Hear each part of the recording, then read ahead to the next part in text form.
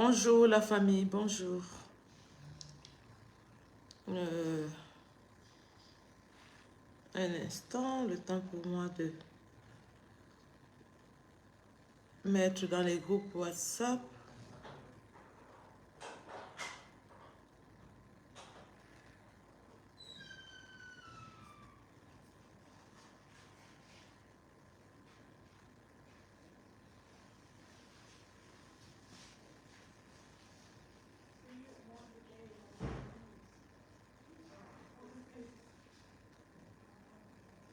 Bonjour, bonjour les gars.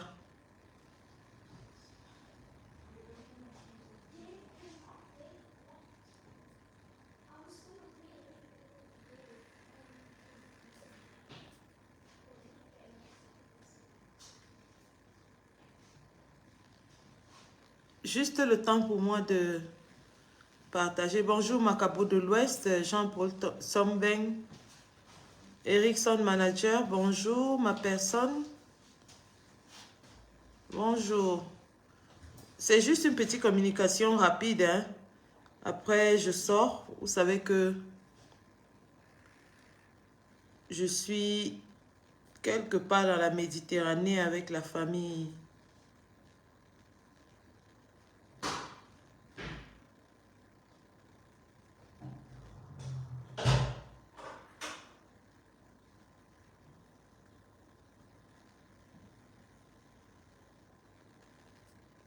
Bonjour à tous.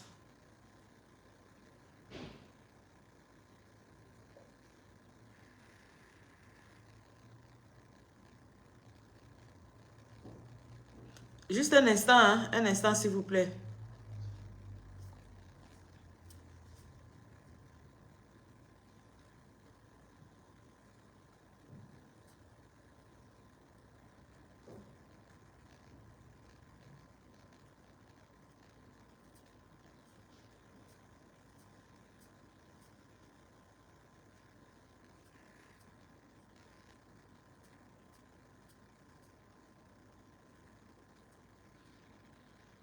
Bonjour, bonjour à tous, bonjour, bonjour, bienvenue dans ce Facebook Live.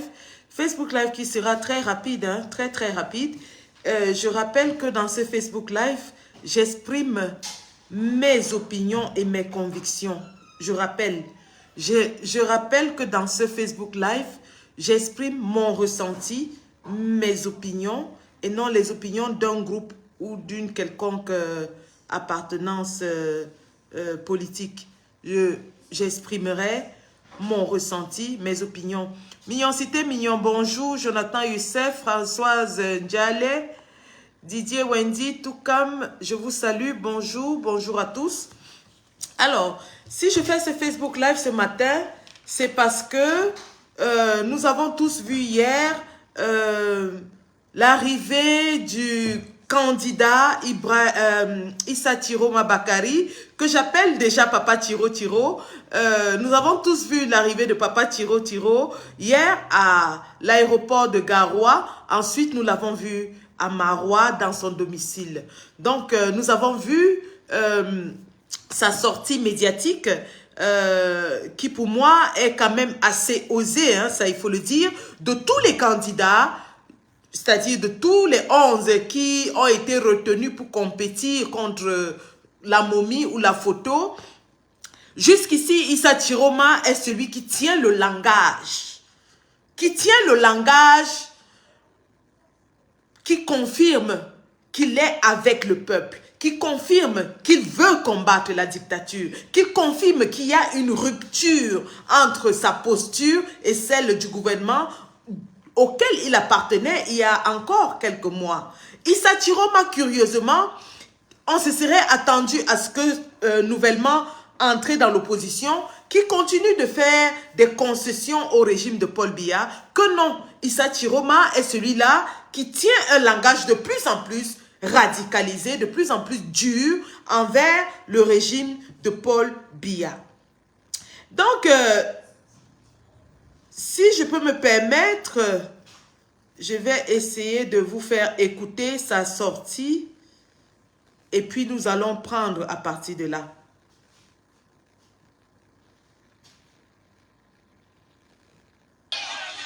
Déjà, voilà son arrivée à Garoua.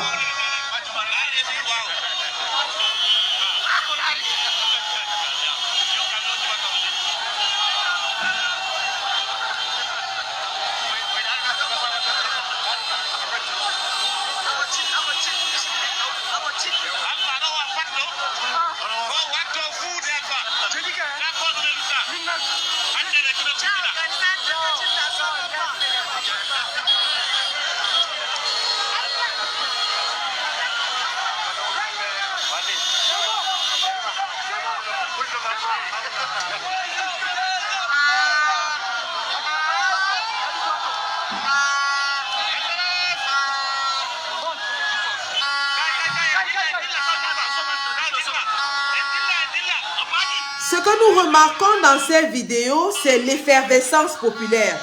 Nous remarquons l'effervescence qu'il y a autour de la présence de Issa Chiroma à Garoua.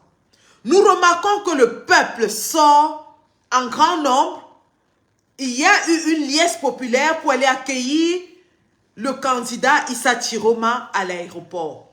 Nous voyons que Issa Chiroma lui-même, Papa Tiro Tiro, lui-même se délecte de cette liesse populaire parce qu'il se permet d'aller dans un véhicule décapotable et il fait un bain de foule. Il se permet de faire un bain de foule. Pour un homme politique, il n'y a pas un moment aussi important que le partage avec les populations. Tout homme politique aime voir le peuple venir l'adouber. Qu'on ne se trompe jamais là-dessus. La politique, initialement, c'est pour le peuple, c'est pour servir le peuple. Et on sait que le peuple est content lorsque justement on a des scènes de liesse populaire spontanées, ça il faut le dire, spontanées. Ce n'est pas des gens à qui on a donné du pain, de la sardine, 2000 francs, des Fanta pour qu'ils soient là. Vous entendez comment les gars crient pouvoir au peuple, le président, pouvoir au peuple. Ça veut dire quoi? Ça veut dire que le peuple commence déjà à donner son assentiment au candidat Issa Chiroma. Rappelons que le fief de Issa Chiroma en lui-même se trouve à l'extrême nord. Mais Issa Chiroma est accueilli au nord en héros avec une foule qui court des kilomètres et des kilomètres, qui ont sacrifié de leur temps, de leur argent, de leur commerce et de leur champ, ainsi de suite, pour aller accueillir Issa Chiroma. Et ça, en politique, c'est le gage d'un amour et d'une liaison entre un leader et son peuple. On ne peut pas le nier. Et aujourd'hui, au Cameroun, en dehors de Maurice Kamto qui draine des foules, nous avons maintenant un autre leader qui draine aussi des foules. Ce qui m'amène, parce que mon live a deux déclinaisons. La première déclinaison, ce sera de parler à Papa Tiro Tiro. La deuxième, ce sera de s'adresser aux détracteurs de Papa Tiro Tiro. Donc, ma première déclinaison, ce sera de parler à Papa Tiro Tiro, qui commence à bénéficier des ors de l'amour populaire, qui commence à s'enivrer, à enjoy, comme on dit en anglais, à aimer l'amour du peuple. Nous disons ceci à Papa Tiro Tiro. Mais avant, bon, ça je vais passer peut-être après son discours, mais je vais lui parler avant. Papa Tiro Tiro, toi-même tu vois comment le peuple se lève déjà pour toi. Ceci est confirmé par les défections des autres partis au nord et à l'extrême nord pour rejoindre le FSNC. Encore hier, nous avions 300 personnes qui ont quitté le RDPC pour rejoindre le FSNC. En dehors des 2500 qui, il y a quelques jours, avaient quitté à la fois le PCRN, l'UNDP et le RDPC pour rejoindre le FSNC. C'est des mouvements qui ne trompent pas. C'est des gens qui, jusqu'ici, ne savaient pas où aller et commencent à être convaincus, non seulement par ton discours, mais aussi par ta posture. Donc, nous te disons, tu commences à voir le peuple qui te donne son quotient de confiance. Tu commences à voir le peuple qui te donne son amour. C'est une responsabilité lourde de porter l'adhésion populaire, de porter la confiance populaire, de porter l'amour du peuple. C'est une responsabilité ultra lourde. Parce qu'au-delà de tout ce que nous venons de dire, il y a l'espoir du peuple. Il y a les attentes du peuple. Il y a les rêves du peuple. Parce que ces gens-là, ils ne courent pas vers toi parce que tu es beau. Ils courent vers toi parce qu'ils voient en toi un espoir. Ils courent vers toi parce qu'ils voient en toi un avenir. Ils courent vers toi parce qu'ils voient en toi une lueur de changement. Papa Tiro, ces gens que tu as vus courir vers toi, que toi-même tu as décrit dans ton discours, sont des pauvres gens. Qui des petits commerçants, des petits éleveurs, des petits étudiants, des petits ainsi de suite. Ces gens-là veulent le changement. Ces gens-là veulent un avenir meilleur pour eux, pour leurs enfants, pour leur communauté, pour leur pays. Ces gens-là espèrent en toi un changement que tu commences à incarner. Papa Tiro, autant le peuple peut t'aimer et t'aduler, autant le peuple peut te lyncher et même finir avec toi. Je te parle ici, pas de nous les sudistes qui sommes lâches, mais de nordistes qui sont extrêmement courageux, qui sont conscients du fait qu'ils vont porter la lutte de tout le Cameroun, qui sont prêts à sacrifier pour cette lutte. Des hommes et des femmes du Nord, debout, fiers, forts, combattants, guerriers. Oui, parce que ça, il faut être assez honnête pour reconnaître que nous, les sudistes, nous sommes des poules mouillées. Nous sommes des poules mouillées. On a eu toutes les raisons possibles de sortir, défendre une cause. Chacun est resté chez lui parce que Moulinex a déployé l'armée. On a eu toute l'indignation, toute la rage, tout ce qu'il fallait. Tous les ingrédients étaient réunis pour que nous descendions dans les rues. Mais chacun est resté chez lui. Chacun est resté chez lui. Alors, chers sudistes, je vous prie de garder dans votre verve verbale pour vous parce que l'occasion vous a été donnée d'agir, vous étiez incapable d'agir. Ces gars qui sont sortis au nord là, c'est des guerriers. C'est des gens qui ont la culture de la guerre. C'est des gens qui luttent pour l'eau à boire. C'est des gens qui luttent pour les champs. C'est des gens qui luttent pour les plantations. C'est des guerriers. Regardez les effectifs de l'armée régulière au Cameroun. Elle est constituée à combien? Majorité des ressortissants du Nord. Parce que c'est des gens qui ont l'art de la guerre. C'est des guerriers. Ça, il faut être honnête pour se le dire. Il faut être honnête pour se le dire. Nos grands-parents étaient des guerriers. Ils ont mené la guerre d'indépendance pendant 10 ans dans le maquis. Mais après eux,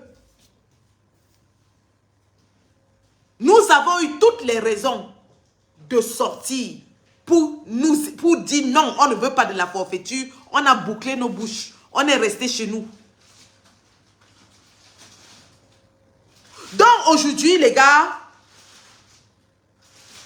vraiment, vous allez nous excuser. Et ça, c'est ma posture. Nous avons fait ce qu'on a pu et même ce qu'on... On n'a pas fait ce qu'on ne pouvait pas.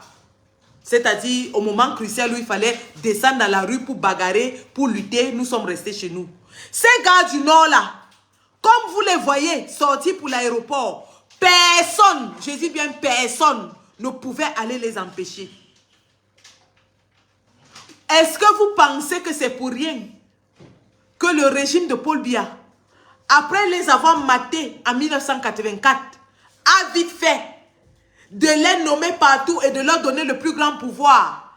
Est-ce que vous pensez que c'est pour rien que le régime de Paul Biya avait toujours dit que le pouvoir va passer après le sud, ça va aller au nord? Non, il fallait les contenter, il fallait les calmer, il fallait les flatter, il fallait les roubladiser. Parce que si on ne leur promettait pas que le pouvoir allait retourner au nord, ils allaient encore organiser un autre coup d'État.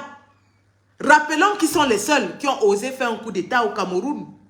Après eux, qui d'autre a osé? Qui d'autre a osé? Qui d'autre a osé? On est aujourd'hui, je vois les commentaires qui disent que mieux l'armée prend, mieux un lieutenant se lève et il va prendre. Quel est le lieutenant, le colonel qui va se lever? Nous, vous parlez de qui? Aton Fak, le porte-parole de l'armée. C'est de lui que vous parlez. Vous parlez de qui? De qui? Vous pensez que c'est pour rien qu'Ngongo a nommé 2 généraux dans l'extrême nord? C'est pour les contenter. C'est pour les calmer. C'est pour leur donner des postes. Parce que ces gens-là étaient tellement méprisés qu'on ne les considérait pas. Tous les postes de l'armée étaient répartis entre le sud, le centre, ainsi de suite. Il a fallu enfin nommer, pour la première fois dans l'histoire du Cameroun, 2 généraux de l'extrême nord. Pour la première fois depuis que le Cameroun est indépendant. Pour la première fois en 43 ans de règne. Les généraux étaient toujours du centre, du sud, et peut-être un de l'ouest comme ça là. Pour la première fois en 43 ans. Pourquoi? Parce qu'ils ont senti la grouille monter. Parce qu'ils ont senti la grouille monter. Regardez ce qu'ils sont en train de faire. Miss Extrême Nord, 2 généraux Extrême Nord, sac de riz Extrême Nord, sac de camion de Kamwata pour aller distribuer l'eau. C'est maintenant qu'ils commencent à donner les choses aux gars du Nord et de l'Extrême Nord. Vous pensez que c'est pour rien? Est-ce que vous pensez que c'est pour rien? Depuis là, ils ne donnaient pas pourquoi. Parce qu'ils ont compris que ça va venir de là-bas. Parce qu'ils ont compris que la grogne est en train de monter. Parce qu'ils ont vu la base militante du FSNC et de l'UNDP exiger à leur leader de quitter le gouvernement. Parce qu'Ngongo est parti là-bas, on l'a chassé. On a chassé Ngongo là-bas. Ngongo, le vice-dieu, celui qui décide de la vie et de la mort des Camerounais, a été chassé à l'extrême nord. Vous n'avez pas vu? Vous n'avez pas vu? Est-ce qu'il n'avait pas l'armée? Parce qu'aujourd'hui, on demande que l'armée vienne arrêter Issa Chiroma. Ngongo, qu'on avait chassé à l'extrême nord, n'avait pas l'armée. C'est pas lui qui commande le BI. On dit aujourd'hui que oui, comme l'armée n'est pas venue attaquer Issa Chiroma, ça veut dire qu'il est complice du régime. Ngongo qu'on avait chassé là-bas, c'est pas lui qui commande l'armée, mais on l'a chassé, non? On l'avait chassé, non? Oui ou pas? On a chassé Ngongo à l'extrême nord. Pour vous dire que les gars, on doit être assez honnête pour comprendre que il y a des peuples qui ont la culture de la guerre. Comme à l'ouest, on sait qu'on ne blague pas avec les Bafang. Vous avez déjà vu un ministre Bafang? En dehors de Siam Sewe, qu'ils avaient nommé au port un temps là, qu'on a même jeté en prison. Vous avez vu un ministre Bafang? Vous avez vu un chef Bafang là-bas au palais? Vous avez vu? Donc le régime connaît les gens avec qui il peut s'amuser et les gens avec qui il ne peut pas s'amuser. Vous les voyez faire des concessions aux Bamoun. C'est parce qu'ils savent que les Bamoun sont des guerriers. Les Bamoun, c'est un peuple guerrier. Les Bamoun, c'est les gens qui font les guerres saisonnières avec les Tikars. Les Bamoun, c'est un peuple de guerriers. Donc, pour les soumettre, il faut corrompre le sultan Bamoun. Et comme les Bamoun sont attachés à leur sultan, le régime a compris que pour soumettre ce peuple de rebelles, de guerriers, il faut corrompre, maintenir le sultanat sous l'ascendant du RDPC. Est-ce que vous savez, d'ailleurs, qu'il y a un contrat entre le régime RDPC et le sultan Bamoun. Est-ce que vous le savez? Il y a un contrat de non-agression entre le régime RDPC et le sultan Bamoun.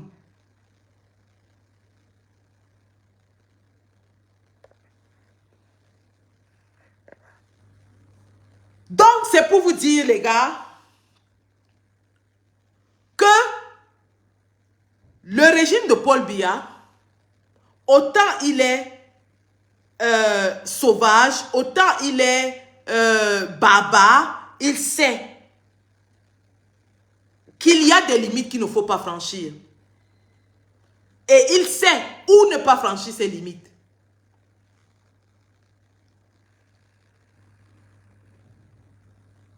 Ils savent que nous, au sud, on va faire du bruit, on va faire, mais quand on va réprimer 10-15 personnes, nous tous, on va fuir.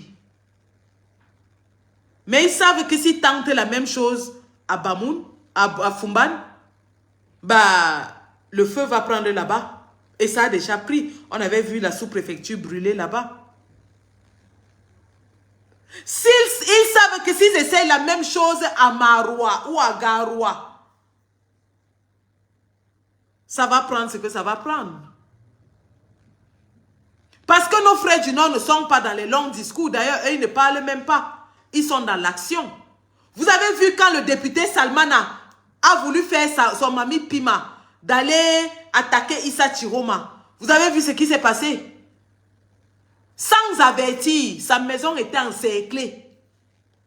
Les populations menaçaient de brûler sa maison. Pour revenir donc à Issa Chiroma. Issa Chiroma, c'est normal qu'on ne lui accorde pas tout notre crédit tout de suite. Ce n'est que très normal. Mais je dis et je répète, cela ne nous empêche pas d'apprécier sa posture et les pas qu'il est en train de prendre vers la libération du Cameroun. On peut lui reprocher d'avoir été ministre de Paul Biya pendant je ne sais pas combien d'années, 20 ans, d'avoir menti pour X et Y. On peut le lui reprocher. Mais que cela n'obstrue pas notre pensée critique pour analyser son positionnement et son discours actuel. Pour analogie, je vais prendre Anissé Ekane. Que nous tous nous insultions ici, que nous tous nous traitions de pions du régime ici. La preuve en est que c'est même Atanga-Dji qui avait validé le leadership de Anissé Ekane comme leader du Manidem. C'est Atanga-Dji. Et vous avez entendu Yebga à cette époque dire que Anissé Ekane était le pion du régime. Parce qu'il y avait une dispute à l'intérieur du Manidem et le régime a pris position derrière Anissé Ekane. À partir de ce moment, nous-mêmes, on disait que c'est un pion du régime. Anissé Ekane lui-même vous a dit qu'il est ami avec Atanga-Dji, il est ami avec Grégoire Owona, il est ami avec tel. Il vous l'a dit. Il a dit que ce sont ses amis. Mais pendant qu'il le disait, il avait déjà adopté la candidature du président Kamto. Mais est-ce que ça a fait qu'on dise que oui, comme il est l'ami de Moulinex, il a dit hein, dans son interview qui nous a fait rire là, il a dit que Moulinex est son ami. Bon, puisqu'il a dit que Moulinex est son ami, est-ce que ça nous a fait nous dire que, oh vraiment, il est l'ami de Moulinex, hein, mais il doit être un traître, c'est sûr qu'il a un plan derrière la tête, ainsi de suite. Non.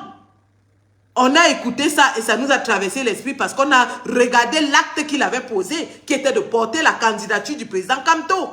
On a effacé, oublié tous les antécédents d'Anissé Ekane et se focaliser rien que sur le fait qu'il ait porté la candidature du président Kamto. Moi, je vous le dis d'ailleurs, ceux qui me suivent le savent. Le matin du jour où le commissariat du 6e a fait fuiter les documents du président Kamto dans la toile. Avant que le passé, c'était vers midi qu'ils avaient fait fuiter ça. Le matin, j'avais fait un post où je tirais sur Anissé Ekane. Je tirais violemment sur lui. Parce qu'il y avait un fait qui était sorti, soit disant qu'il insultait le président Kamto. Moi, je suis sorti sur lui, je l'ai insulté. On m'a dit, c'est un fait que j'ai effacé pour vous dire que nous ici, nous avions adopté une attitude qui est que si quelqu'un est ami ou machin avec le régime, on le traite d'infiltré, d'agent du régime, de pion. Mais ça n'empêche, même si quelqu'un était agent du régime et qu'un jour il se retourne contre ce régime, il renonce à ses actions passées, qu'on ne respecte pas cela, qu'on n'apprécie pas cela. Et je dis encore, jusqu'à ce que Issa Chiroma nous trahisse, pour moi, il est en train de poser des actes forts. Et il est le seul de tous les candidats à poser des actes forts pour le moment. Je n'aurai pas de préjugés, d'a priori. Je ne vais pas prêter des intentions que je ne vois pas à Issa Chiroma. Je ne vais pas lire dans une boule de cristal et commencer à tirer sur lui. Parce que s'il fallait le faire, je n'aurais jamais accepté Anissé Ekane. J'aurais dit que Anissé Ekane est l'ami d'Atanganji. C'est lui qu'Atanganji avait adoubé en 2018. Donc pour moi, il est Sadina. Mais à partir du moment où il a posé un acte fort, un acte de rupture avec le régime, nous avons applaudi et on l'a nommé héros national. On l'a nommé héros national ici. Donc, en ce qui me concerne pour le moment, Issa Chiroma est le premier candidat qui déclare qu'il est prêt à travailler avec le président Kamto, à former une alliance avec le président Kamto. Il est le premier. Il avait dit de façon écrite, il est prêt à faire une alliance avec le président Kamto. Issa Chiroma est le premier à le dire. Et vous savez que le dire veut dire qu'on se met contre le régime, parce que tous ceux qui sont avec le régime, comme les Cabral Libi qui est candidat depuis 2018, n'a jamais voulu faire une alliance avec le président Kamto. Serge Espoir Matomba, qui est candidat depuis 2018, n'a jamais voulu faire une alliance avec le président Kamto. Pour Cabral Libi, encore pire, parce que son père spirituel, son encadreur académique, qui est le professeur Jean-Calvin Abba Oyono, a tout fait, a œuvré pendant des mois pour que Cabral Libi et le président Kamto se mettent ensemble. Il n'a jamais voulu. Et c'est ce qui a motivé le professeur Jean-Calvin Abba Oyono à se mettre derrière le président Kamto et à lui dire « Prends tes responsabilités ». Donc, nous savons au Cameroun que la bête noire du régime, c'est Maurice Kamto. Et donc, tous ceux qui sont avec le régime refusent toute alliance avec Maurice Kamto. Donc, le fait que Issa Chiroma sorte et il dit qu'il est prêt à collaborer avec Kamto devrait nous indiquer de sa posture nouvelle, qui est pour moi très courageuse. Parce qu'on sait au Cameroun que dès que tu t'allies avec Kamto, on te broie. Dès que tu t'allies avec Kamto, on t'écrase. Il est le premier à le faire, je disais. Issa Chiroma est aussi le premier à partir du régime, à quitter le gouvernement. Il le fait de façon spontanée. Et lorsque Issa Chiroma quitte le régime, il va faire une interview où il nous dit clairement que Paul Biya ne gouverne plus. Pour un ministre de la République, de dire que Paul Biya ne gouverne plus et que lui, il avait un contrat de principe avec Paul Biya et non avec le RDPC. Alors, vu qu'il ne voit plus Paul Biya et que Paul Biya ne gouverne plus, il n'est pas sûr que ce contrat pourra être respecté, raison pour laquelle il quitte pour concourir seul. Il nous l'a dit. Issa Chiroma est celui qui vient dire au Camerounais que Paul Biya, personne ne le voit plus. Des deux démissionnaires, Issa Chiroma est celui dont le parti a été saucissonné. On a même monté les gens à l'intérieur de son parti pour aller contester sa candidature au Conseil constitutionnel, qui avait déjà été validé par le Conseil électoral. Mais on a monté quelqu'un pour aller contester au Conseil constitutionnel. Il a fallu que le peuple se lève et aille menacer de brûler la maison de Salmana pour qu'il laisse passer ça. Mais nous, pendant que notre candidature était au Conseil constitutionnel, est-ce qu'on s'est levé? Est-ce qu'on s'est mobilisé? Est-ce qu'on est descendu dans les rues? Non. À l'extrême nord, ils sont descendus dans les rues avant l'audience au Conseil constitutionnel pour aller menacer de brûler la maison de Salmana.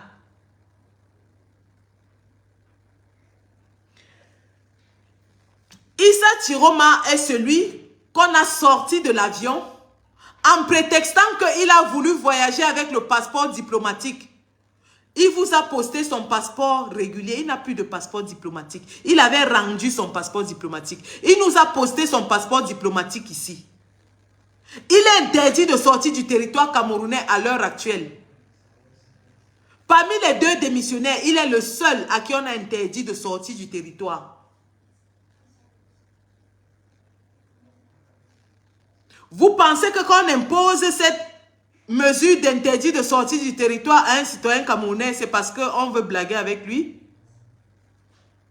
C'est parce qu'on veut blaguer avec lui? Tous ceux à qui on a interdit de sortir du territoire à un moment donné ont fini en prison. Issa Chiroma sait que des deux démissionnaires, il est celui qui a l'épée de Damoclès qui pend sur sa tête. On a réchauffé l'affaire de la Camer. On a réchauffé tous les dossiers. On est venu déposer. On attend seulement que l'élection passe. Si l'opposition perd et qu'il n'y a pas de contestation, Issa Chiroma sera arrêté et jeté en prison. Voilà ce qui pèse sur sa tête en ce moment. Des deux démissionnaires donc, il est celui dont on a manipulé les élus. On a enlevé tous les élus dans son parti. On a saucissonné son parti, on a contesté sa candidature, on a empêché de sortir du pays, on a sorti d'un avion. Pour moi, tous ces actes ne peuvent pas être anodins. Vous ne pouvez pas me dire, à un moment donné, que le RDPC fait ça à Issa Chiroma parce qu'il fait le schéma. Pourquoi ils ne font pas le même schéma à Cabral Libye? À quel moment est-ce qu'on a interdit à Cabral Libye de sortir du territoire? À quel moment est-ce qu'on a arraché le passeport de Cabral Libye? À quel moment est-ce qu'on a saucissonné le parti de Cabral Libye, contesté sa candidature? Au contraire, la candidature de Cabral Libye était même contestée par Papa Kona, mais elle est passée. Alors qu'il devait aussi être frappé du coup de la multiplicité de candidatures. Mais il est passé tranquillement. C'est pour ça qu'aujourd'hui, vous dites que lui fait confiance au Conseil constitutionnel, que les décisions du Conseil constitutionnel sont justes. Par contre, la candidature de Issa Chiroma qui était passée à Elekam vient être contestée au Conseil constitutionnel. Et vous me dites que tout ça, c'est le schéma. Moi, je préfère encore être trompé par Issa Chiroma et au cas où je me suis trompé, au cas où Issa Chiroma m'a trompé, je viendrai demander pardon ici. Mais vous n'allez pas m'empêcher à moi, citoyenne camerounaise qui en a marre, citoyenne camerounaise qui a sacrifié 7 ans, citoyenne camerounaise qui n'en peut plus de la dictature, de voir une lueur d'espoir et d'espérer.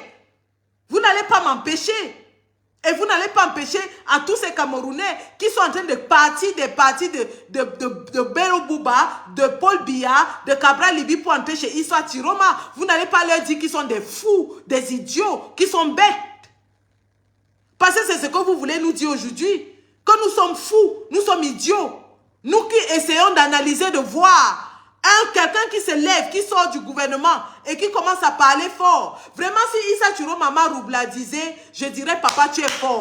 Mais Issa Chiroma sait que s'il me roubladise, et s'il roubladise tous les Camerounais qui sont en train d'espérer en lui, ce n'est pas le gouvernement qui va finir avec lui, c'est son propre peuple.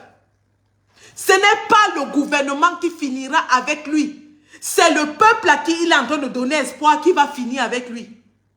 Si Issa Chiroma qui a vendu son combat, lui qui avait été arrêté, jeté en prison, dans la prison la plus ferme, la plus difficile du Cameroun, il a fait 6 ans à Tcholéré. 6 ans.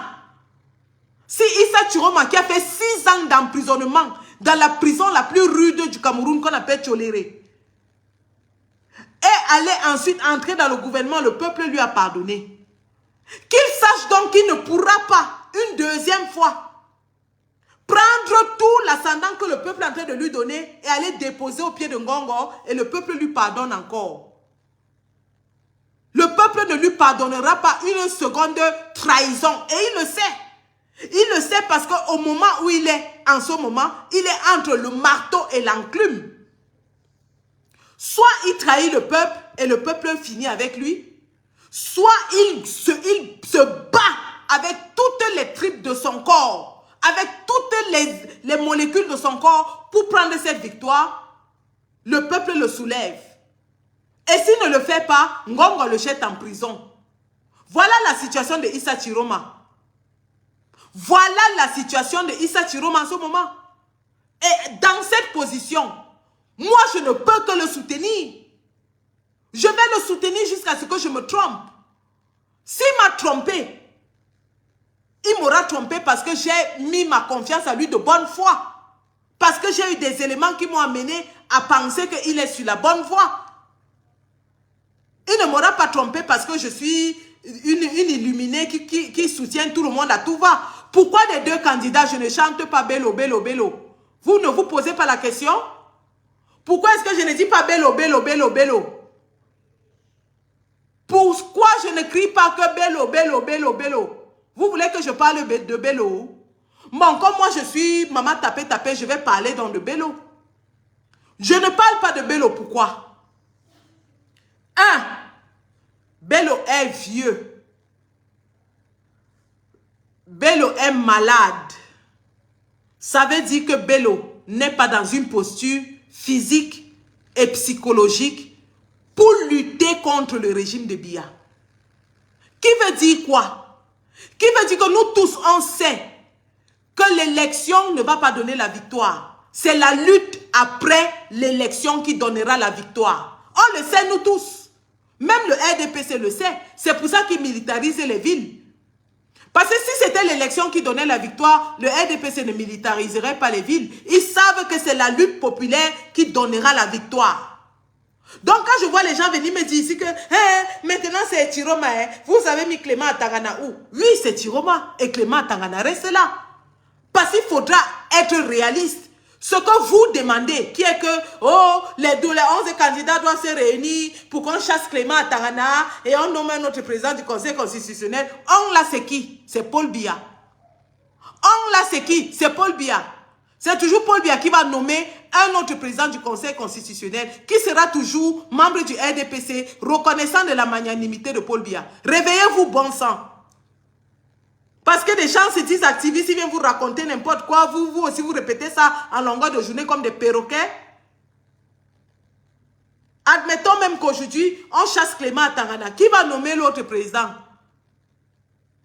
Vous pensez vraiment que c'est possible à l'état actuel, dans moins de 2 mois, de faire ce que vous demandez? Dans une dictature? Non. La seule solution qui est réaliste et qui est la nôtre, la posture qui est la nôtre est que il faudra lutter. Et vous prenez cette option-là que non, il faut dissoudre le Conseil constitutionnel, il faut nommer un autre conseil parce que vous êtes des lâches. Parce que vous ne voulez pas descendre dans la rue. Parce que vous avez peur de descendre dans la rue. Mais la vraie réalité est que, quelle que soit l'issue, nous allons devoir descendre dans la rue et nous battre main à main contre ces gens. C'est la seule solution. On ne peut pas fuir ça. Si vous voulez le changement, ça va passer par là. On ne peut pas fuir cette solution. Et quand on disait changement dans la paix et pas les unes, c'était que les politiques devaient faire leur part dans la paix et pas les unes, et le peuple devait faire sa part. Mais vous avez pris cette maxime, vous l'avez tournée pour dire que changement dans la paix veut dire que nous nous asseyons dans nos chambres, on allume le Facebook pour regarder Sandy aboyer et le changement va se faire dans les urnes. Non. On ne vous a jamais dit que changement dans les urnes veut dire que chacun va prendre sa carte d'électeur, il vote et il regarde Sandy brailler dans Facebook et le changement va arriver. La même personne, le même président Kamto qui vous disait que changement dans la paix et pas les unes, vous avez aussi dit que on va faire ce que ça va prendre et les survivants vont rester arrangés. Quand il le disait, ça voulait dire quoi? Mais vous avez pris la partie qui vous arrangeait parce que vous êtes lâches, parce que vous êtes des peureux. Vous avez pris pour dire que non, il a dit que changement dans la paix. Donc on ne fait rien, on attend le changement dans la paix.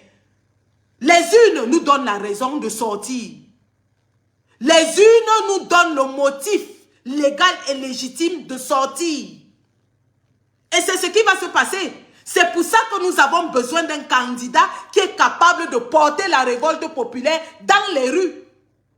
Nous avons besoin d'un candidat qui est capable de se mettre dans la rue et de lutter contre ce régime. C'est donc pour ça que je dis, Bello par exemple ne me paraît pas être quelqu'un qui est prêt à lutter dans la rue. De par sa posture, Bello Bouba n'a jamais été un opposant. Il était premier ministre de Paul Biya, il a été ministre pendant 43 ans. Il est trop embourgeoisé. Il tient un langage du RDPC. Il nous parle de paix et de stabilité, alors que le pays est en guerre depuis 10 ans, au Nozo et à l'extrême nord. On lui demande s'il est prêt à retourner dans une alliance avec le RDPC. Il dit qu'il préfère ne pas répondre à cette question. On lui demande ce qu'il faisait avec Eyebe Aïssi. Il dit qu'il est candidat, il peut recevoir tout le monde. Bon, comme il est candidat, il peut recevoir tout le monde, c'est la même chose. Tous les autres candidats peuvent recevoir même le RDPC. Pourquoi le RDPC ne va vers personne d'autre? Question, même Issa Chiroma, le RDPC ne va pas vers lui. Les gens m'ont posé une vidéo au Conseil constitutionnel où Issa Chiroma causait avec Grégoire Ona et Mvonda Yolo pour dire que oui, le voilà, il est avec le RDPC. Ce n'est que très normal. Il a travaillé avec ces gens pendant plus de 20 ans. En dehors des civilités au Conseil constitutionnel, qui est normal lorsqu'on est un homme politique. Qu'est-ce que cette vidéo prouve? Qu'il est en train de faire le plan contre l'opposition au Conseil constitutionnel.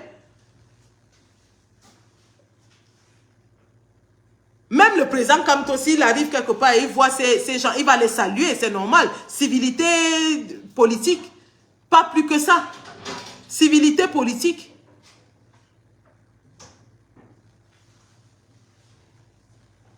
Et en plus même d'ailleurs, le RDPC a plus de raisons de faire la cour à Issa Chiroma en ce moment. C'est le RDPC qui peut même lui faire la cour. Donc,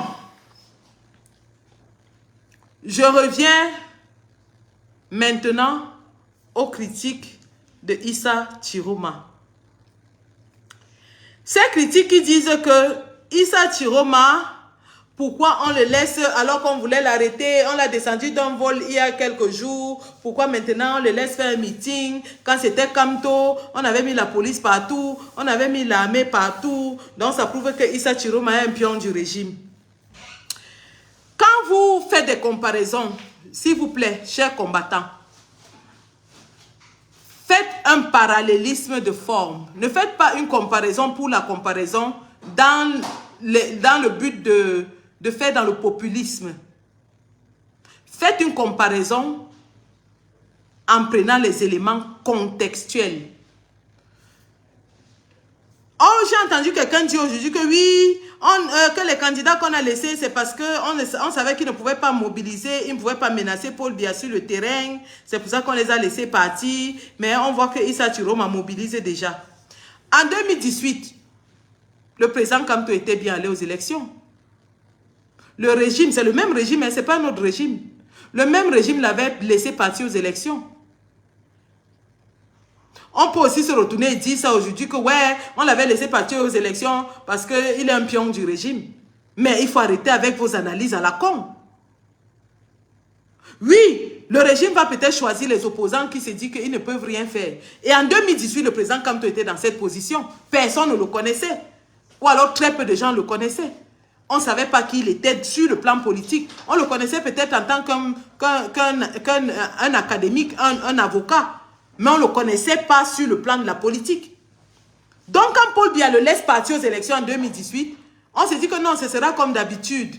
Oui, nous-mêmes, moi-même, je ne m'étais pas trop intéressé parce que je me disais que ce sera comme d'habitude. Il y aura des opposants de pacotille et Paul Biya va encore gagner la main haute comme on nous dit souvent. Mais nous tous, on a été surpris par la campagne que le président Kamto a menée. Et plus la campagne passait, plus il attirait du monde parce que son discours mettait très à mal le régime de Yaoundé. C'est pendant la campagne que le Cameroun découvre Maurice Kamto. En 2018. Avant, on savait qu'il avait été ministre de la République, ministre de machin, c'est un académique international. Mais je dis encore, nous tous qui sommes rassemblés ici, en tant qu'homme politique qui peut secouer le régime, personne parmi nous ne savait. C'est pendant la campagne que le président Kamto a séduit tout le Cameroun. Et même l'international. Il a mené une campagne présidentielle incroyable, jamais vue. Et son amour a été encore plus accru quand il est descendu pour lutter pour sa victoire volée. Et c'est là où nous nous entrons dans la lutte. Parce qu'on a vu quelqu'un qu'on n'avait jamais vu avant.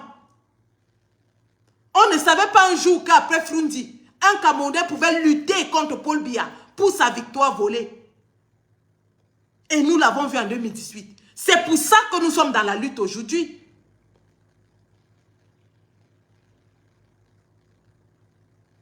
Donc, si le régime a peut-être pensé que Issa Chiroma, et c'est vrai, le FSNC n'était qu'un petit parti à l'extrême nord là-bas que beaucoup de gens ne connaissaient pas. Moi, personnellement, je ne savais même pas que Issa Chiroma avait un parti qui pouvait être représenté comme ça. L'UNDP, on connaissait depuis les années 90. FSNC, on ne le connaissait pas.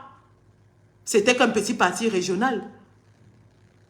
Mais qui a quand même réussi à gagner des sièges dans sa région à l'extrême nord. Donc, peut-être eux, ils l'ont même laissé partir en se disant que, bon, lui, là même, il vaut quoi, dis donc, il ne vaut rien. Mais ils sont surpris de voir Issa Chiroma qui commence à prendre une posture de rupture. Ils sont surpris de voir un Issa Chiroma qui commence à tchouquer dans le fémur. C'est pour ça qu'aujourd'hui, il va à Garoua, qui n'est pas son fief. Ça, il faut le rappeler, hein. Garoua n'est pas son fief. Garoua est le fief de Bello Bouba. Il va à Garoua et il y a du monde qui le suit. Il y a des gens qui quittent l'UNDP pour rejoindre le FSNC. Il y a des gens qui quittent déjà Adamawa, qui ont quitté le PCRN pour entrer dans le FSNC. Chose inédite. Issa Chiroma, justement, était le non partant des opposants. On se disait que non, vraiment, c'est un rampant, il va continuer à mendier, il va faire comme ça, il est peut-être parti, c'est le schéma. Mais il est le seul pour le moment qui est en train d'attaquer de front ce régime. Qui est en train d'attaquer de front. Parmi tous les candidats choisis qui sont restés là. Montrez-moi parmi tous les candidats qui sont restés là, celui qui a un discours plus radical que Issa Chiroma. Je ne lis pas dans une boule de cristal pour dire que oui, il dit ça parce qu'il va aller vendre pour quelques milliards demain. J'attends qu'il vende pour dire que Issa Chiroma, tu m'avais trompé. De la même façon que Cabral Libi nous avait trompé. En 2018, vous aviez donné votre quitus à Cabral Libi, non? Vous aviez cotisé pour Cabral Libi, non? Tout le monde avait mis l'espoir, non? Est-ce qu'on faisait les projections et dit que vraiment le jeune là qu'on voit là, on ne le connaît même pas. Il peut prendre nos millions comme ça et aller vendre à Paul Biya. Non, on lui a donné notre confiance. Et c'est quand il a vendu que tout le monde a dit, oui, tu es un vendeur, tu as vendu. C'est de ça qu'il est question. Dans ce qui me concerne personnellement, mettons les choses en contexte comme je disais. On compare l'arrivée de Maurice Kamto à Douala qui lui a valu d'être arrêté, les militaires dans la rue, tout ça, à l'arrivée de Issa Chiroma à Garoua où il n'y avait aucun policier, aucun militaire, ainsi de suite. Très bien. Très, très bien. Je vais donc dire à ces gens qui font la comparaison deux choses. Le contexte. Vous faites comme si c'était la première sortie du président Kamto qu'on a mis les militaires. Ce n'était pas sa première sortie. Les premières sorties de Kamto dans le peuple étaient pendant la période électorale. Et pendant la période électorale, quand le président menait ses meetings à Douala, à Bafoussam, à Yaoundé, ainsi de suite, il n'y avait pas de police. Il n'y avait pas de militaires. Il n'y avait pas d'armée. On n'empêchait à personne de sortir. Nous tous, on a vu le peuple converger vers Kamto. Pendant la période électorale. Pourquoi? Parce que la période électorale est prescrite. La période électorale est prescrite. C'est pour ça que le régime a tout fait pour que Kamto n'arrive pas à la période électorale. Parce qu'il savait que si Kamto arrive à la période électorale, on ne pourra pas l'empêcher de faire des meetings. Et la vérité va se voir. La vérité va se voir parce que des millions de Camerounais vont converger pour le voir. C'est pour ça qu'il fallait tout faire pour couper l'arrivée de Kamto à la période électorale. Parce qu'une fois arrivé à la période électorale, il y a prescription. L'armée ne peut pas empêcher un candidat de mener sa campagne. La police ne peut pas empêcher un candidat de mener sa campagne. Hors de la période électorale, ils vont le broyer. Ils vont le broyer. Je dis bien hors de la période électorale qui n'est pas prescrite, ils vont le broyer. Si vous doutez, laissez le temps passer et attendons. Attendons que la période de prescription passe et qu'on laisse Issa Chiroma se balader n'importe comment et faire tout ce qu'il veut, comme ça on pourra comparer. Et à ceux qui viennent me dire que la comparaison, ce n'est pas moi qui fais la comparaison. Les comparaisons sont déjà dans la toile. Je réponds aux comparateurs. Je leur dis, pour faire la comparaison, il faut mettre le contexte. Pendant la période électorale 2018, le président Kamto sortait. Il y avait des millions de Camerounais qui convergeaient. Aucun policier n'est venu empêcher. À Sangmelima et Bolova, peut-être, ils ont fait ce qu'ils ont fait là-bas. Ils ont empêché de mener le meeting parce que c'est le socle granitique. Attendons voir si il laisse Bello Bouba aller mener campagne au sud et là-bas au sud pour voir si le traitement est pareil. Attendons voir si on ne va pas chasser Bello Bouba du sud comme on avait chassé le MSC du Sud, pour voir si le traitement est pareil. Et maintenant, comme je le dis, le RDPC va sûrement laisser Issa Chiroma battre campagne là-bas pour que les gens qui étaient derrière Kamto disent que oui, on l'a laissé partir au Sud, donc il est complice avec le régime, ainsi de suite. Donc, c'est de ça qu'il est question. N'oubliez pas que pendant la période électorale, les candidats sont soumis à l'immunité. On ne peut pas les arrêter pendant la période électorale. On ne peut pas arrêter un candidat à la présidentielle pendant la période électorale. Il y a prescription. Donc ne mélangez pas les patates et les tomates. Issa Chiroma a commencé à faire sa mobilisation électorale et il est dans les périodes.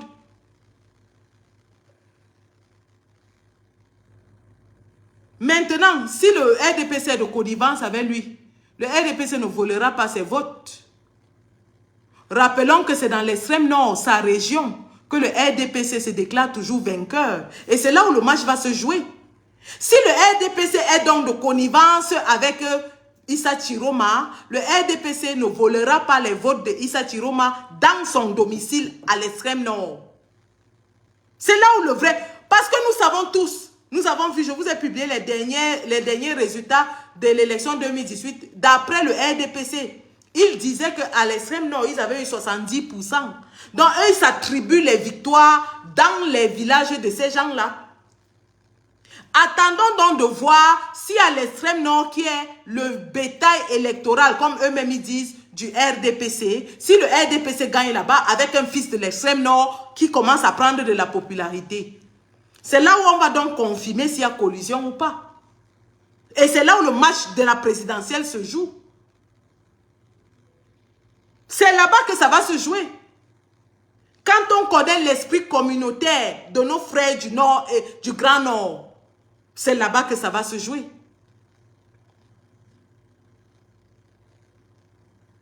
Les comparaisons que vous faites aujourd'hui, le président Kamto avait une grande base électorale, il a une grande base électorale dans l'extrême nord, entretenue par le président actuel et tout le bureau qui travaille là-bas. Mais lorsqu'il y a eu la contestation post-électorale, vous avez vu que la police était sortie réprimer jusqu'à tuer même un jeune à l'extrême nord. Les qui sont sortis marcher là-bas? Personne. Personne n'est sorti marcher alors qu'il y avait eu un mort pendant la période post-électorale à l'extrême nord. Un mort du MRC. Les qui sont sortis marcher? Personne. Et vous savez pourquoi? Parce que le régime de Paul Biya a réussi à tribaliser le débat politique et a dit à ces gens que vous mourrez pour un Bamileke. Conséquence, personne n'est sorti parce qu'on leur a dit que vous mourrez pour un Bamileke. Ça, c'est le discours que le RDPC leur tenait. Cette fois-ci, si le même régime va tuer quelqu'un à l'extrême nord, on va leur dire que vous mourrez pour votre propre frère. Vous mourrez pour un fils de votre région. Et nous allons voir comment ils ne vont pas sortir, riposter, lorsque le régime voudra réprimer les réclamations post-électorales. Et à tous ceux qui viennent s'asseoir ici et me dire que oh, tu dévoiles ceci, tu dévoiles cela. Je vous rappelle que le régime du RDPC est le plus renseigné en Afrique. Rien de ce que je dis n'est inconnu d'eux. Rien de ce qui se fait au Cameroun n'est inconnu d'eux. Si vous êtes des peureux, des frileux, et ça s'est démontré parce que personne d'entre vous n'est descendu dans la rue pour défendre ce que nous avons appelé injustice. Vous n'allez pas amener la peur aux gens. Nous sommes à l'ère du combat corps à corps, mano à mano, à visage dévoilé. Si vous êtes incapable de faire cette lutte-là, vous êtes incapable de lutter pour votre liberté. Je dis bien que nous sommes à l'ère du combat mano à mano.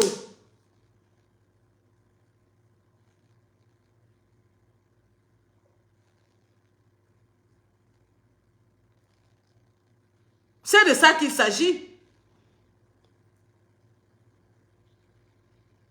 Dans le régime de Paul Biya, lui-même, il sait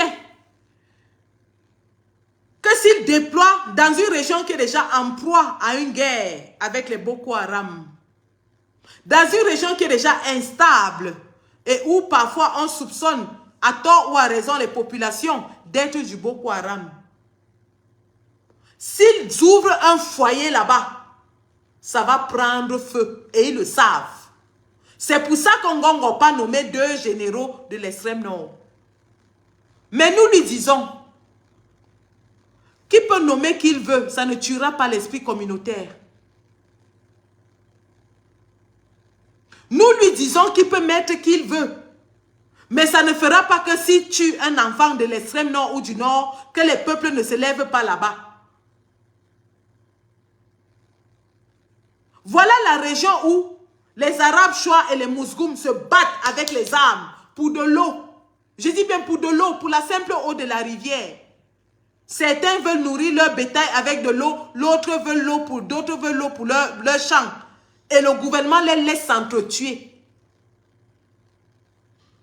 Donc ils ne pensent, c'est des peuples qui ont la culture de la guerre. C'est des peuples qui se battent au moins une fois chaque année. Les gens meurent et nous tous on voit. Chaque année, si on vient vous dire, oh, combat intercommunautaire, 50 morts, 30 morts, c'est des gens qui sont habitués à la guerre. Et il y a déjà la guerre de Boko Haram qui est en train de battre plein là-bas. Donc si Ngongo a le tumbu dans sa tête, si Ngongo a la bouillie dans sa tête, si Chantal Biya a l'eau glacée dans sa tête, qu'elle aille tirer sur quelqu'un au nord. Et vous allez comprendre pourquoi on met la police à Douala, on ne met pas à Garoua. On met la police à Douala parce que tous les gens là, c'est des peureux. Ils vont tous fuir. Ils vont voir, c'était même la police. On avait pris la police. On a mis le par-dessus. On a écrit sur ça bille. Les gens voyaient bille, ils fuyaient. C'est rien qu'avec les par-dessus qu'on vous a effrayé. Et Atanga Dieu est venu se vanter ici qu'il a même fallu seulement 3 coups de matraque pour vous martyriser. Il a fallu 3 coups de matraque. À Douala, aller suivre le zénith de Charlemagne Bachou. Il avait dit que dans tous les carrefours, tu voyais les gens avec la tenue de la police, mais on prenait le par-dessus et la casquette, on écrit sur sa bille et ça vous effraie. Vous avez seulement vu le nom Bi, vous avez fui. Qui aille mettre Bi là, au nord et à l'extrême nord, on voit. Qui tire sur un seul citoyen, au nord et à l'extrême nord. C'est ça qui est ça. C'est la différence entre les gens qui ont les mimbang et les gens qui n'ont pas les mimbang. Les gars du nord ont les mimbang. C'est pour ça que le candidat peut parler comme le Koba Koba. Ils ont les mimbang. Ils ont les mimbang. Nous attendons que le Bi aille tuer les gens là-bas parce qu'ils ont défendu leur victoire. Et défendre la victoire, il va défendre sa victoire. S'il ne défend pas sa victoire, vraiment, moi-même, je vais le chercher avec la calache. Mais pour le moment, il est celui qui est en train de donner les bons signes. Et on ne va pas cracher dessus. Moi, je ne cracherai pas dessus. On a exigé qu'il chasse une tribaliste. Il l'a fait. Une femme avec qui il a collaboré 20 ans. On a fait 3 jours de pression. Il a chassé la tribaliste.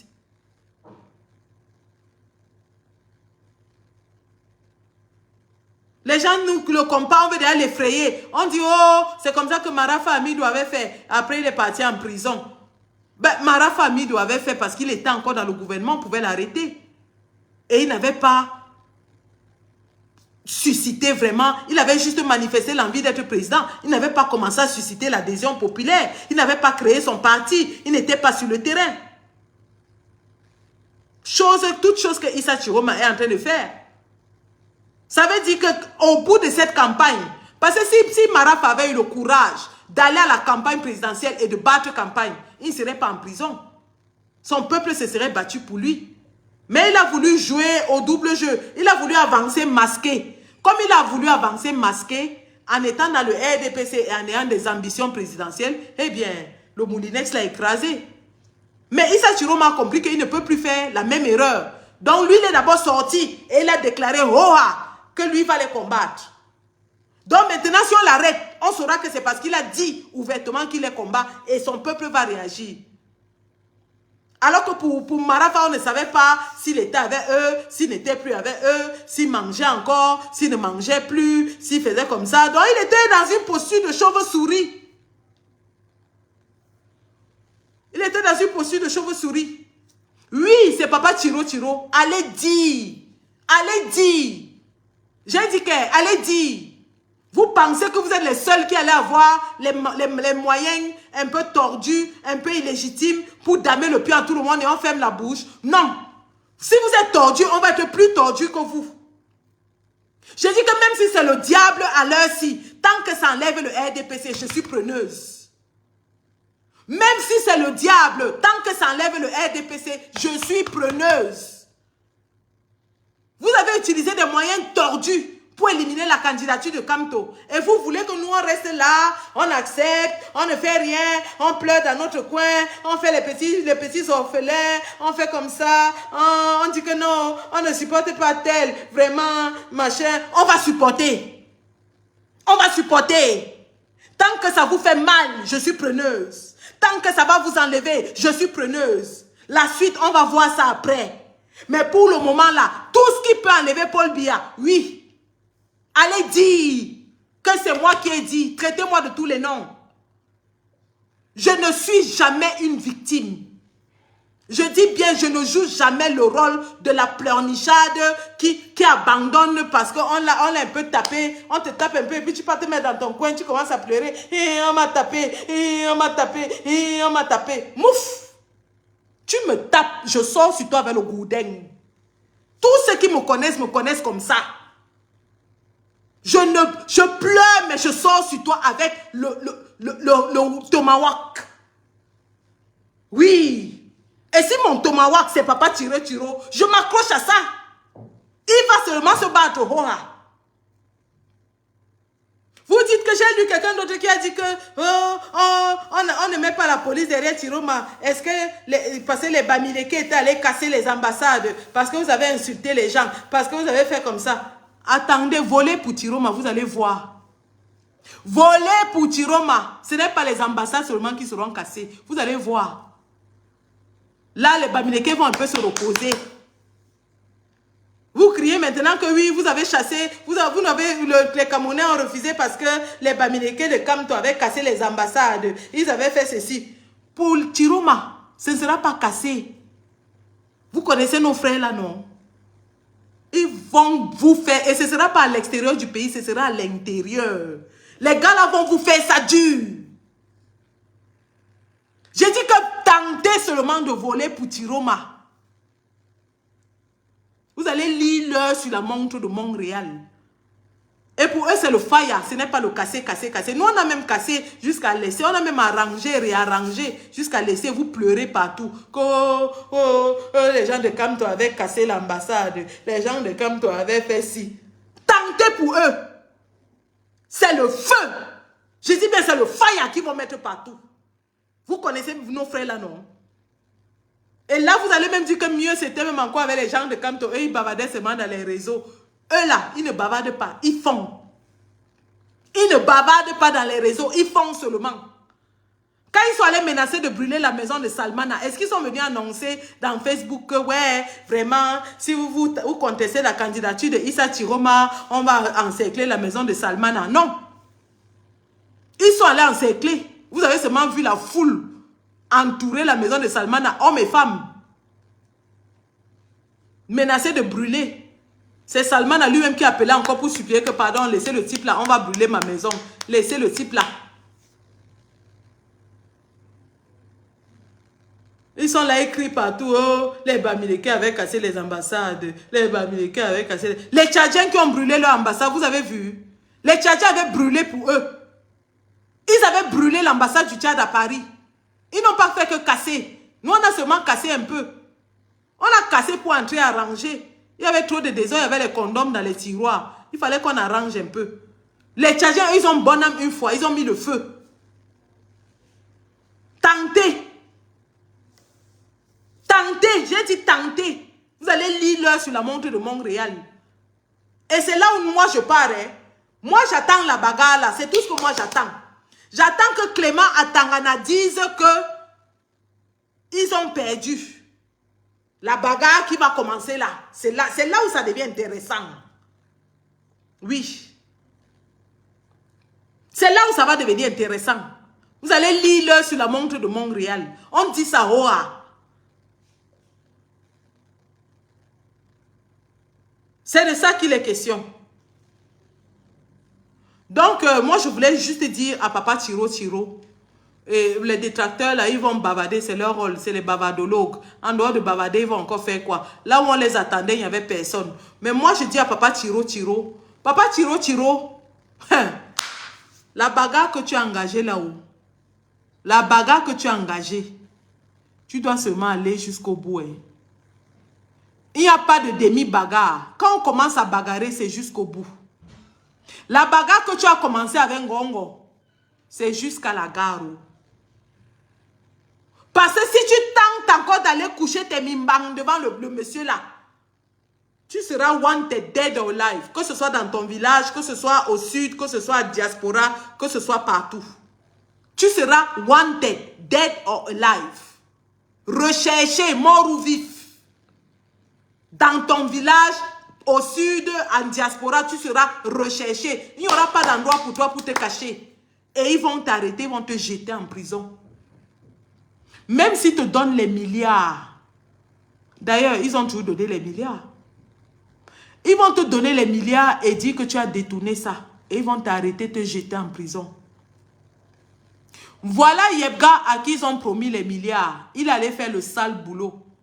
On ne lui paye plus le reste de son argent. Il part même à la télé, on part couper. On envoie les militaires couper. On ne lui laisse même plus la parole. Donc, si tu fais ça, toi-même, tu connais tes gens. Même les milliards qu'ils vont te donner, ils vont aller faire une fausse facturation, un faux truc et dire que tu as détourné et c'est l'argent là qu'on t'arrête pour te jeter en prison. Et tu vas aller lire en prison. Tu vas aller rejoindre Marafa en prison. Et on va toujours dire que voilà, oh, les gens du Nord, on va maintenant stigmatiser toute ta communauté. On va stigmatiser toute ta communauté si tu tentes de faire ça. Quand même, je ne peux pas lancer TikTok parce que je ne suis pas chez moi. j'ai pas tous mes téléphones avec moi. Donc, je suis désolée. Et je ne peux pas faire TikTok parce que je dois sortir. Ma famille doit quand même profiter de ma présence. Je dois sortir pour aller m'amuser avec les enfants. Et pour terminer, j'allais dire aux chers messieurs de la All Bamileke Convention que je confirme ma présence à la All Bamileke Convention. S'ils veulent que ma présence soit pacifique, je serai là-bas de façon pacifique. Et ils savent de ce qu'il faut faire pour que ma présence soit pacifique. Parce que je ne serai pas seule. Il y aura au moins une quinzaine d'éléments de la base qui ont déjà acheté leur ticket et qui seront disséminés dans la salle. Nous avons le programme des événements du 28 au 31 août, sur 3 jours. Et on connaît les événements qui seront clés. Donc, chers messieurs, si vous voulez que ça se passe tranquillement, vous savez ce qu'il y a à faire. Écartez tous les chefs sardinards. Et on va venir célébrer en tant qu'enfants de l'Ouest dans un événement des ressortissants de l'Ouest. Mais si vous voulez jouer au petit malin, demandez à Lolo Fonja ce qui s'était passé à son boycott. Et ce boycott était violent parce qu'ils ont voulu nous roubladiser. Si vous voulez nous roubladiser, ça va très très mal se passer. Rassurez-vous, vous ne saurez pas qui est qui. On entrera avec rien, mais tout sera fait dans la salle. Nous avons développé de nouvelles stratégies. Nous avons appris, hein? On a développé nos stratégies en 7 ans. Dans les histoires que vous attendez, la farine, le piment, il n'y aura pas. Il n'y aura même pas. Mais on va vous faire ça dur. Et l'armée va venir. Donc, c'était mon dernier message. Kamer Kodia, si tu peux venir, ce serait parfait. Comme ça, on va tous ensemble voir nos chefs. Donc, c'était à peu près ça. Courage, papa Tiro Tiro. Nous observons. Je t'ai dit que chaque fois que tu poseras un acte, je viendrai ici te parler. Je te dirai, continue dans ta lancée. Le peuple te suit avec attention. Le peuple, tu commences à gagner l'adhésion du peuple. Mais sache que le chemin que tu as pris, c'est un chemin de non-retour. Si tu t'arrêtes en route pour te retourner, tu es mort de tous les côtés. Que ce soit aux côtés du peuple ou aux côtés du gouvernement, tu es mort. Donc, parti, c'est parti. Le cas qui part. Allez, papa Tiro Tiro. Bonne journée. Bon dimanche, bon samedi, bon week-end. Je m'en vais m'amuser avec les enfants à la mer. Nous faisons le tour de la Méditerranée. Et dès que je pars d'ici, c'est direction États-Unis pour la convention All Bamileke Convention. Bon week-end à vous les gars. La patrie ou la mort, nous verrons. Tout sauf bien, même le diable. C'est ma philosophie.